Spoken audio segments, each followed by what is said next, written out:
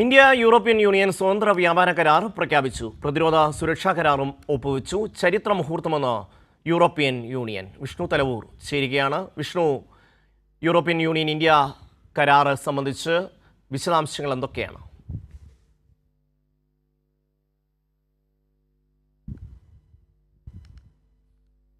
ഇന്ത്യയും യൂറോപ്യൻ യൂണിയനുമായിട്ടുള്ള വ്യാപാര ബന്ധം മെച്ചപ്പെടുത്തുന്നതിനായിട്ടുള്ള സ്വതന്ത്ര വ്യാപാര കരാർ പ്രഖ്യാപിച്ചു.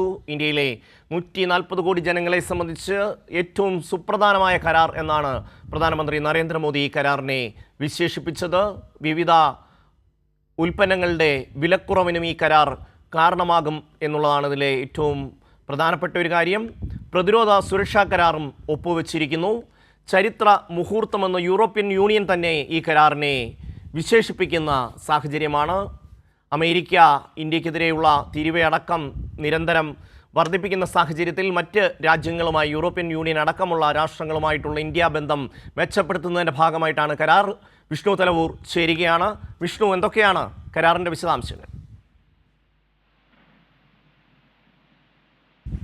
ഷബി, അല്പം മുന്നെയാണ് ഇത്തരത്തിൽ മദർ ഓഫ് ഓൾ ഡീൽസ് എന്ന് പറയുന്ന കരാറിൽ ഇന്ത്യ യൂറോപ്യൻ യൂണിയൻ ഒരു കരാറിൽ ഇപ്പോൾ ഒപ്പുവെച്ചിരിക്കുന്നത്. ഏതായാലും ഇന്ത്യയെ സംബന്ധിച്ചായാലും യൂറോപ്യൻ യൂണിയനെ സംബന്ധിച്ചായാലും വലിയ ഒരു നേട്ടം അല്ലെങ്കിൽ പൊതു ചുവടുവയ്പ് എന്ന് തന്നെയാണ് പ്രധാനമന്ത്രി നരേന്ദ്രമോദിയും അതോടൊപ്പം തന്നെ യൂറോപ്യൻ യൂണിയൻ നേതാക്കളും ഈ ഒരു സ്വതന്ത്ര വ്യാപാര കരാറിനെ വിശേഷിപ്പിച്ചിരിക്കുന്നത്. നിലവിൽ ഇത്തരത്തിൽ ഒരുപക്ഷെ ഏറ്റവും വലിയ കരാർ ഇന്ത്യയുടെ ചരിത്രത്തിലെ തന്നെ ഒരു ഏറ്റവും വലിയ ഒരു സ്വതന്ത്ര വ്യാപാര കരാറാണ് ഇപ്പോൾ യൂറോപ്യൻ യൂണിയനുമായി ഒപ്പുവെച്ചിരിക്കുന്നത്. ഏതായാലും ഈ കരാറിൽ ഇപ്പോൾ സൂചിപ്പിച്ചിരിക്കുന്ന അല്ലെങ്കിൽ പ്രധാനമന്ത്രി ഉൾപ്പെടെ ചൂണ്ടിക്കാട്ടുന്നത് ഇന്ത്യയുടെ 140 കോടി ജനങ്ങൾക്ക് ഒരു പുതിയ അവസരങ്ങൾ തുറന്നു തരുന്ന, ഇന്ത്യക്ക് തന്നെ വലിയ അവസരങ്ങൾ സൃഷ്ടിക്കുന്ന കരാറിലേക്കാണ് ഇപ്പോൾ ഇന്ത്യ കാൽവെപ്പ് നടത്തിയിരിക്കുന്നത് എന്നൊരു കാര്യം തന്നെയാണ് നേതാക്കളൊക്കെ തന്നെ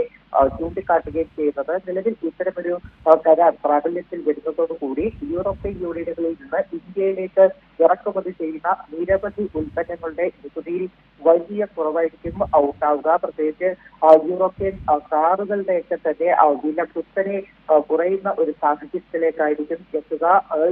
കാറുകൾക്ക് പുറമെ മറ്റ് ഉൽപ്പന്നങ്ങൾ, അതായത് ബിയർ, അതോടൊപ്പം തന്നെ ഫുട്വെയറുകൾ ഉൾപ്പെടെയുള്ള നിരവധി ഉൽപ്പന്നങ്ങൾക്ക് ഇത്തരത്തിൽ നികുതി കുറയും, വലിയ വിലക്കുറവ് നമുക്ക് ലഭ്യമാകും എന്ന് തന്നെയാണ് നേതാക്കളൊക്കെ തന്നെ എന്തായാലും ചൂണ്ടിക്കാട്ടിയിട്ടുള്ളത്.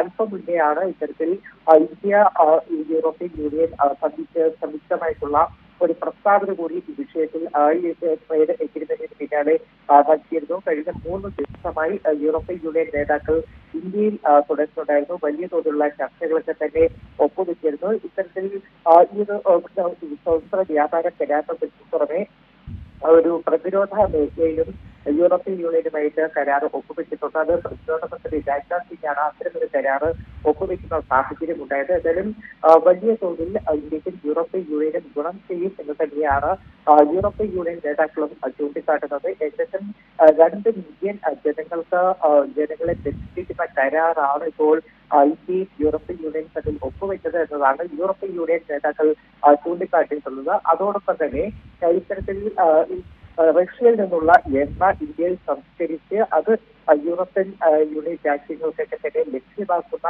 തലത്തിലും കരാറിൽ എഗ്രിമെന്റുകളുണ്ട്. അതിനെ ഇപ്പോൾ അമേരിക്ക ശക്തമായി എതിർക്കുന്ന ഒരു സാഹചര്യമാണ് നിലവിലുള്ളത്. കാരണം ഈ യൂറോപ്യൻ യൂണിയനുകൾ ഇന്ത്യയിൽ നിന്ന് ഇത്തരത്തിൽ സംസ്കരിച്ച എണ്ണ ഉൽപ്പന്നങ്ങൾ വാങ്ങുന്നത് അത് റഷ്യൻ ഖജനാവിന് പണം നൽകുന്നതാണ് എന്നൊരു ആരോപണം ഉന്നയിച്ചുകൊണ്ടാണ് ഇപ്പോൾ അമേരിക്ക ഇത്തരത്തിൽ ഇന്ത്യ യൂറോപ്യൻ യൂണിയൻ ഒരു സ്വതന്ത്ര വ്യാപാര കരാറിനെതിരെ വലിയ എതിർപ്പുമായി രംഗത്ത് വന്നിട്ടുള്ളത്. ഷമി.